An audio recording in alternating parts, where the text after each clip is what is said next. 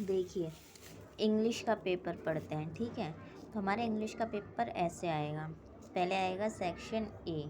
तो आपको लिखना कैसे है, जब आप सेक्शन ए के सारे क्वेश्चन करोगे ना, तो आप अपनी कॉपी पे बड़ा सा ऐसे सेक्शन ए लिख दोगे, ठीक है। ये अब इसके बाद हमारा क्वेश्चन नंबर पहला है, तो यहाँ पे लिखोगे नीचे क्वेश्चन नंबर 1, ठीक है। अब इसका आंसर करना है। तो ये वाला क्वेश्चन, जो पहला क्वेश्चन है, इसका मैंने वीडियो बना रखा है, ठीक है। ये एक पैसेज है, इसका वीडियो मैंने बना रखा है। इसमें 5 क्वेश्चन होते हैं ई तक, ABCDE, ठीक है। अब सेक्शन बी बताती हूँ। सेक्शन बी है, पहले हम यहाँ पे लिख देंगे, जब सेक्शन बी का करेंगे तो हम लिख देंगे, यहाँ बताती हूँ, ठीक है। ऐसे लिख देंगे सेक्शन बी, ठीक है। अब क्वेश्चन नंबर कौन सा है, क्वेश्चन नंबर दूसरा, तो ऐसे डालेंगे क्वेश्चन 2, ठीक है। अब इसका आंसर करेंगे। इसमें हमें बोला क्या है, right an article on any one of the following topic about 100 to 150 words. मतलब इसमें जो है ना, जो मैंने आपको हिंदी में बताया था निबंध, ये सेम वैसा ही है। इसमें इंग्लिश में लिखना है, ठीक है। Freedom of expression, digital India, joint family system, need of your own, इन तीनों में से कोई एक लिखना है। बट इंग्लिश में तो आता नहीं है ना। हिंदी में लिखना आसान होता है, बट इंग्लिश आती नहीं, तो इंग्लिश में लिखना मुश्किल होता है। तो मैं बताती हूँ क्या लिखना है। मान लीजिए आप डिजिटल इंडिया का कर रहे हैं, तो आप यहाँ पे टॉपिक डाल देंगे। क्वेश्चन नंबर 2 है ना, तो इसी के बीच में लिख देंगे डिजिटल इंडिया। अब इसका आपको करना है, तो आपके पास एक पैसेज दिया हुआ था पहले क्वेश्चन में। अब इसमें से जो है ना, इसमें से बी, स्टार्टिंग से तो नहीं, पर जो है बीच से आगे की 2-3, आगे की 1-2 लाइन छोड़ के वहाँ से लेके, मतलब कम से कम इसको आपको आपका कितना होना चाहिए, आधे पन्ने से ज़्यादा होना चाहिए। 1 पन्ना हो तो चलेगा, क्योंकि ये क्वेश्चन जो है बड़ा है। तो मतलब इसको जो है ना आपको करना है, इससे देख देख के ही आपको इसका आंसर लिखना है, ठीक है। पहले क्वेश्चन से देख देख के इसका आंसर लिख देना है, तो आपको कुछ ना कुछ नंबर मिल जाएगा, ठीक है। अब फिर क्वेश्चन नंबर 3 हमारा आता है। इसमें बोला है write a letter to the proprietor of ABC sports. मतलब ये लेटर है, और लेटर की भी मैंने अलग से वीडियो बना रखी है डिटेल में, कि लेटर, कोई भी लेटर आए तो कैसे लिखना है, ठीक है। तो वो मैंने बना रखी है, तो वो भी आपको वीडियो भेजूँगी, वो देख लेना है। फिर आता है सेक्शन सी पे। तो अब हमें करना है सेक्शन सी, ठीक है। अब सेक्शन सी में क्या है, choose the correct option of answer the following questions. मतलब इसमें क्वेश्चन दिए, उसमें से करेक्ट आंसर चूज़ करना है। मतलब एक क्वेश्चन के 4 ऑप्शन दिए, उसमें से जो सही आंसर है वो लिखना है। तो इसको कैसे करोगे, आप पहले लिखोगे सेक्शन सी लिख दिया। क्वेश्चन नंबर कौन सा है, क्वेश्चन नंबर 4, तो यहाँ लिख दोगे क्वेश्चन नंबर 4, ठीक है। अब 4 में क्या है, ए है, पहला क्वेश्चन है ए।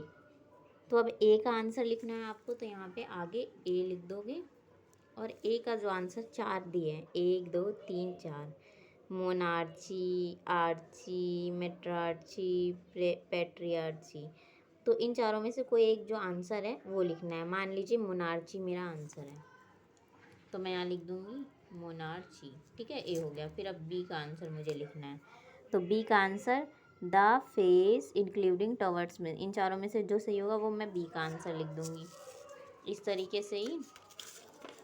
फिर यहाँ पे मैं सी का आंसर भी सेम वैसे ही, डी का आंसर भी, और ई का आंसर भी, ठीक है। अब जो है 5 क्वेश्चन जो है वो टिक वाले हैं। फिर उसके बाद आता है क्वेश्चन नंबर 5। इसमें बोला है change any one of the following in indirect speech. Question number 5 में देखिए क्या है, क्वेश्चन नंबर 5 का ए, तो इसमें भी आपको लिखना है ऐसे ही, ऐसे करके क्वेश्चन 5 का ए। अब 5 के ए का जो आंसर होगा वो लिख देना। अब आपको ना जिसका भी आंसर आपको नहीं आता है, आपको सेम क्वेश्चन को वैसे ही उतार देना है, ठीक है। तो जैसे कि ये 2 दिया है, दोनों में से कोई एक करना है। तो I said don't waste your time, बस ये कॉमा वॉमा हटा के इसका आंसर लिख देना है। तो जहाँ पे आई सेड आता है ना, वहाँ पे टोल्ड लगा देते हैं। तो सेड की जगह पे TOLD, I told don't waste your time, ठीक है। ये हो गया ऐसे आंसर। बाकी अगर नहीं आता है तो सेम देख देख के इस आंसर लिख देना है। बी में भी फिर बी आता है, बी में भी सेम वही है, फिर सी आता है, सी में भी सेम वही करना है, और ये जो है डी, डी में भी सेम वही करना है, ऐसे ही ई में, ठीक है। ये आप कर देना। फिर आता है हिंदी की इंग्लिश बनाना है। इसमें बोला है कि translate the following passage in English, मतलब जो पैसेज है इसको इंग्लिश में ट्रांसलेट करना है। पर अगर आपको नहीं आता है, पर आपको इंग्लिश तो आती है, जो आप व्हाट्सएप पे टाइपिंग करते हो वो वाली इंग्लिश तो आती है, तो आपको ये रियल वाली इंग्लिश नहीं आती है तो व्हाट्सएप वाली इंग्लिश लिख देना है। उनको जैसे हम लिखते हैं ना उन दिनों, तो हम व्हाट्सएप वाली इंग्लिश लिखेंगे, उन दिनों, इस तरीके से, ठीक है। उन दिनों स्वामी विवेकानंद, स्वामी विवेकानंद, ठीक है। ऐसे ही जो है इसकी वो वाली इंग्लिश लिखनी है, व्हाट्सएप वाली इंग्लिश, और ट्रांसलेट कर देना है, ठीक है। फिर आता है सेक्शन डी। सेक्शन डी में जो है क्वेश्चन आंसर है, ठीक है। क्वेश्चन नंबर 7 क्या बोलता है, answer the following questions in about 40 words. ये जो है हमारा इसमें जो क्वेश्चन है उसका 40 वर्ड में आंसर लिखना है, ये बोला गया है। तो कुछ जो ए पॉइंट है, ए में जो है ना, what is the emission of Seemapuri, what they दूडा से survivor who is Rajkumar Shukla, इसमें 2 दिया है। इन दोनों में से एक करना है, क्योंकि बीच में और आ रहा है। हिंदी में क्या आता था, अथवा, और इंग्लिश में आता है और, मतलब या तो ये करो या तो नीचे वाला करो, कोई एक करना है। तो अब क्वेश्चन आंसर कैसे करना है मैं आपको वो समझाती हूँ। पहले सेक्शन डी डालेंगे, ठीक है, सेक्शन डी। और क्वेश्चन नंबर कौन सा, ये हमारा क्वेश्चन 7 है, 7 का ए करेंगे, ए वाला पार्ट कर रहे हैं, क्वेश्चन 7 का ए। अब सबसे पहले तो हमें करना है, जैसे हमें क्वेश्चन कर रहे हैं, हु आर, ये वाला क्वेश्चन है, तो who are the ambition of Seemapuri, तो इसमें क्या करना है, द, हु आर नहीं लगाना है, द एम्बिशन ऑफ सीमापुरी, ऐसे, ठीक है।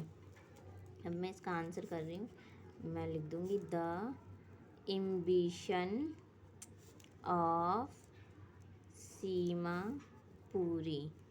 अब मैं क्या करूँगी, जो सबसे पहला पेज था ना हमारा, वापस इस पे जाऊँगी और इसमें से कहीं से भी एक लाइन उठा दूँगी और देख देख के अपने आंसर में लिख दूँगी। जैसे मैं कौन सी लाइन, यहाँ से, आई बिलीव इन गॉड, ठीक है, ये वाली लाइन लिख देती हूँ।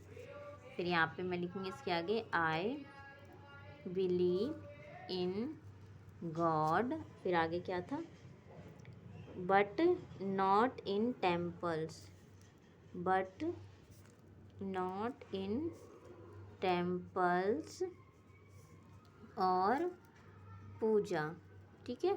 ये मैंने लिख दिया। वैसे ये 4 नंबर का है तो 2 लाइन बहुत कम है।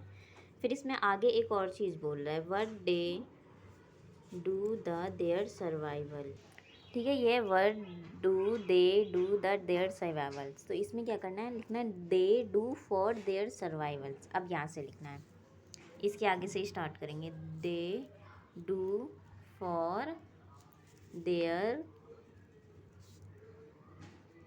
सर्वाइवल्स।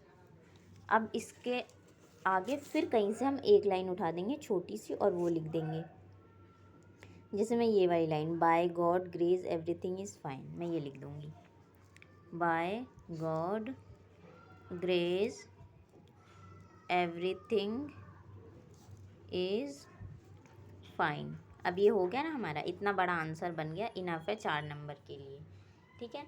अब वैसे ही अब हमारा आता है, अब हमें बी का करना है, तो हम ऐसे लिखेंगे क्वेश्चन नंबर 7 का बी।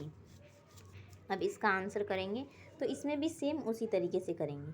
तो जो बड़ा क्वेश्चन होगा ना वो आप लेना, जैसे इसमें ये वाला, ये बी में भी इसमें और इसमें से एक करना है, तो ये वाला बड़ा है तो मैं ये वाला कर लूँगी, ठीक है। तो क्वेश्चन है हमारा, why did mister Hemal blame parents and himself for not paying proper attention the study of French.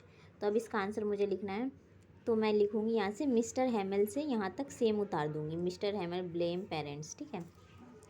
Mister Hemal blame parents and himself for not paying proper attention the study of French. अब क्या करूँगी, वापस जाऊँगी इसमें और कहीं बीच से एक लाइन लिख दूँगी। तो मैं कहाँ से लिखती हूँ, यहाँ से, they are turning from obedient, ठीक है। ये यहाँ से मैं पूरी लाइन लिख दूँगी, ठीक है, अडल्ट तक। दे आर, ये वाली लाइन मैं लिख रही हूँ अभी, दे आर टर्निंग फ्रॉम, यहाँ मैं लिख रही हूँ obedient to rebellious you adult, ठीक है। तो ये हो गया 7 क्वेश्चन तक, बाकी 8वां क्वेश्चन दूसरे वीडियो में।